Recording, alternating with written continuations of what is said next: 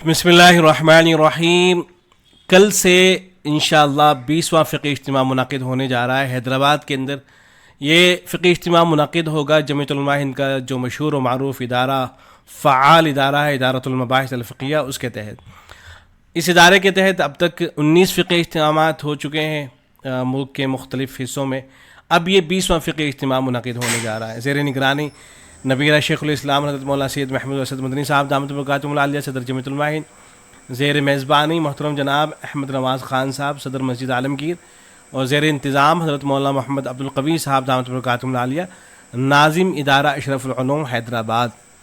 ये जो फ़िक़्ही इज्तिमा होता है, इस फ़िक़्ही इज्तिमा में मुल्क भर से जय्यद मुफ्तियान किराम शिरकत फरमाते हैं।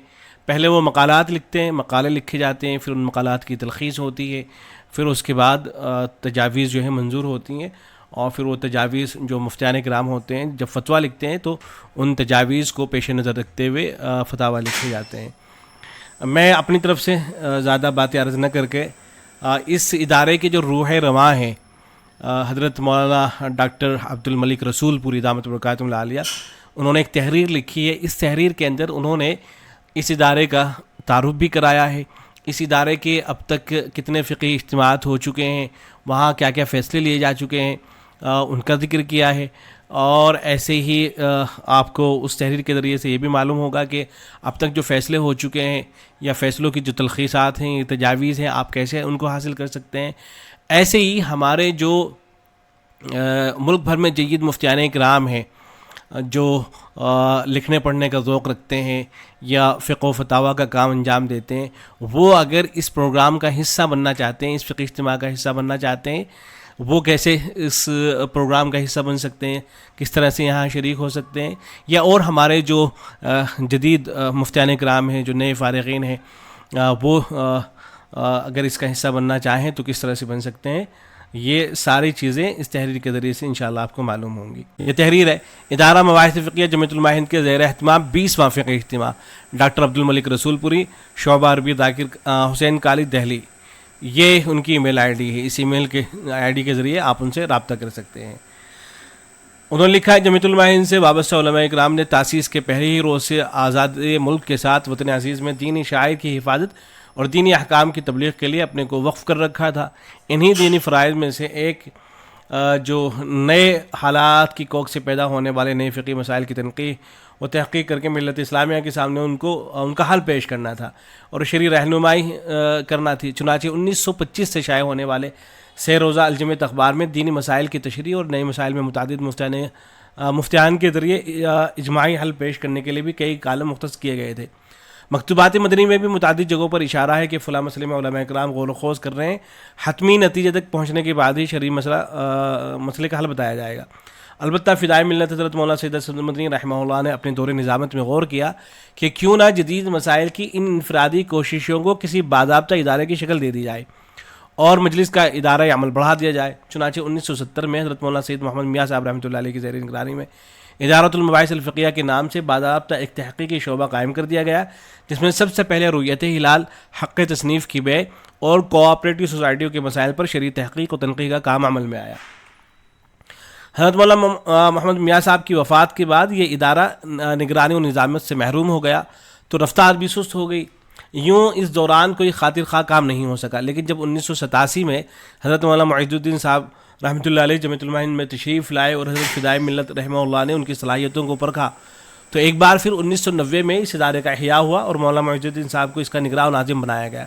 चुनांचे उन्होंने अपनी जाफिशानी और जद्दोजहद के ज़रिए ताहीन हयात तकरीबन 15 कामयाब फ़िक़्ही इज्तिमात मुनक़िद किए, जिनमें पहला गैर सूदी रिफ़ाई इदारे और सोसाइटियाँ के उन्वान से देवबंद में मुनक़िद हुआ, दूसरा भी इस्लामी निज़ाम क़ज़ा और हिंदुस्तान के उन्वान से देवबंद ही में मुनक़िद हुआ, तीसरा एक्सपोर्ट और इम्पोर्ट के मसाइल पर शहर मद्रास में मुनक़िद हुआ, चौथा दूसरे मसलक पर फतवा और अमल के हदूद और शराइत के उन्वान से फिर देवबंद में मुनक़िद हुआ, पाँचवा गैर इस्लामी मालिक में उक़ूद फ़ासिदा का हुक्म और शेयर्स की ख़रीद व फ़रोख्त के अनावीन से फिर मदनी टेक्निकल इंस्टीट्यूट देवबंद में मुनक़िद हुआ, छठा बेबिशर्त हज के चंद गौरतलब मसाइल, इंश्योरेंस यानी बीमा पॉलिसी का हुक्म जैसे मसाइल की तनक़ीह के लिए देवबंद ही में मुनक़िद हुआ, सातवां फ़िक़्ही इज्तिमा रुयत हिलाल, तलाक़ सुकरान जैसे दो अनावीन पर देवबंद ही में मुनक़िद हुआ, आठवां टेलीविज़न और इंटरनेट के दीनी मकासद के लिए इस्तेमाल के उन्वान से बेंगलोर में मुनक़िद हुआ, نواں فقہی اجتماع بے حقوق کی بعض صورتیں اور زمینوں کی بے کی بعض مروجہ صورتیں کے عنوان سے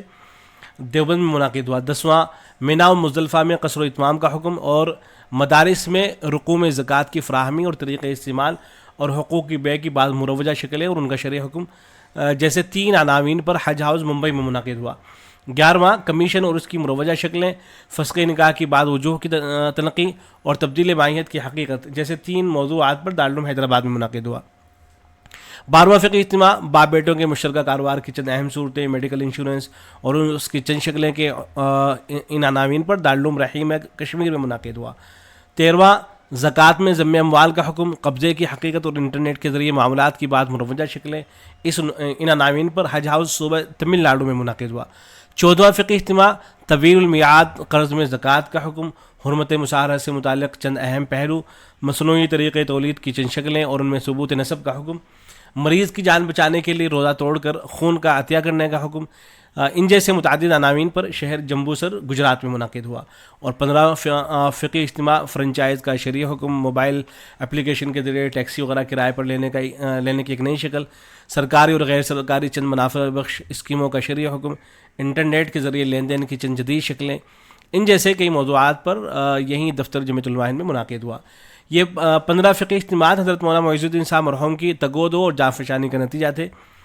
اس میں سے متعدد فقہی اجتماعات میں بھی راقم بھی بحیثیت معاون اور خادم کی شرکت، یعنی حضرت مولانا عبد الملک رسول پوری صاحب فرما رہے ہیں کہ ان کی بھی جو شرکت رہی خادم کے طور پر، معاون کے طور پر۔ اس طرح کہہ سکتے ہیں کہ ان فقہی اجتماعات کے نظم و نسق کے حوالے سے ہماری تربیت بھی انہی کے رہین منت ہے۔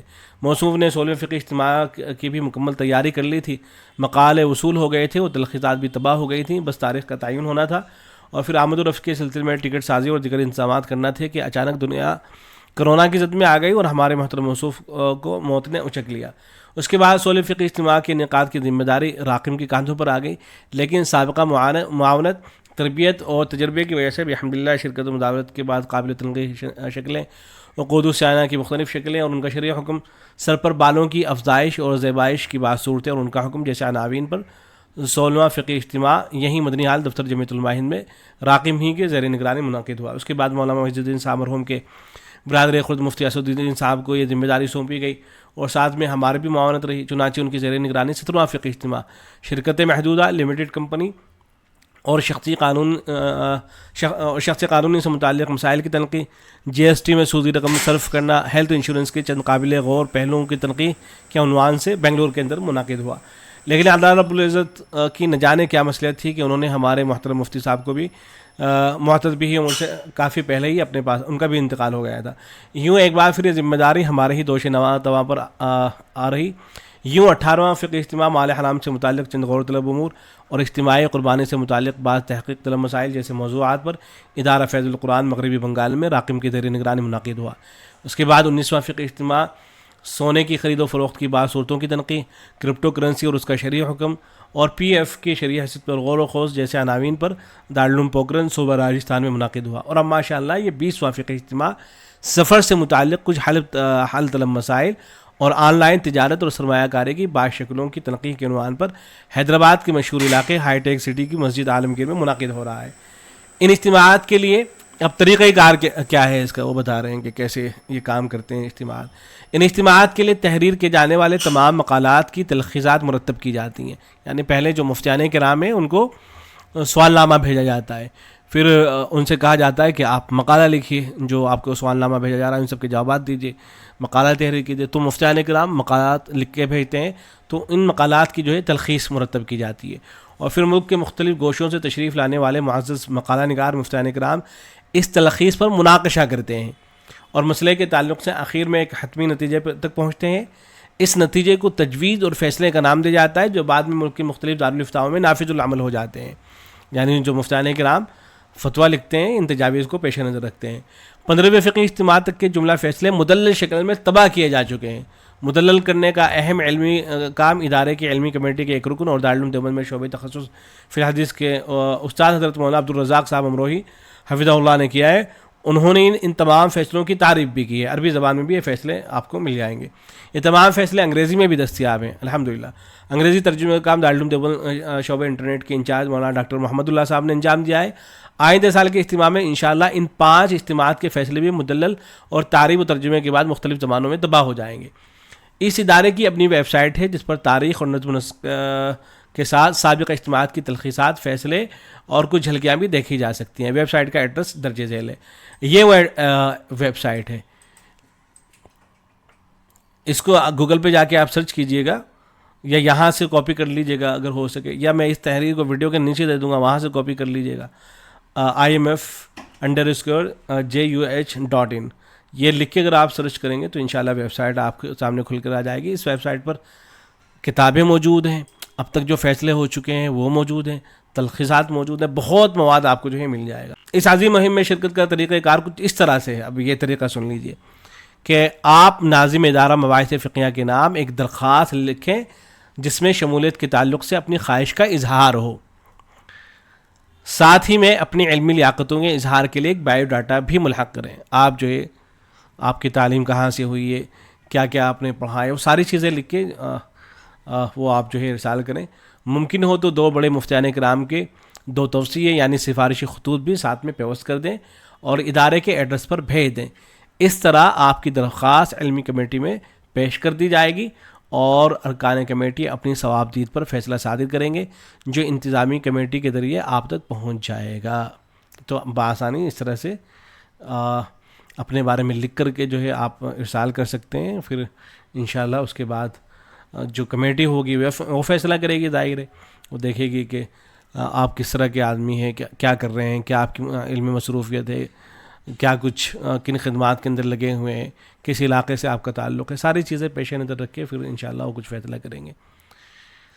تو اب انشاءاللہ یہ جو 20واں فقہی اجتماع ہونے جا رہا ہے، اس کی جو تجاویز منظور ہوں گی انشاءاللہ وہ بھی آپ حضرات کی خدمت میں پیش کر دی جائیں گی. السلام علیکم ورحمۃ اللہ.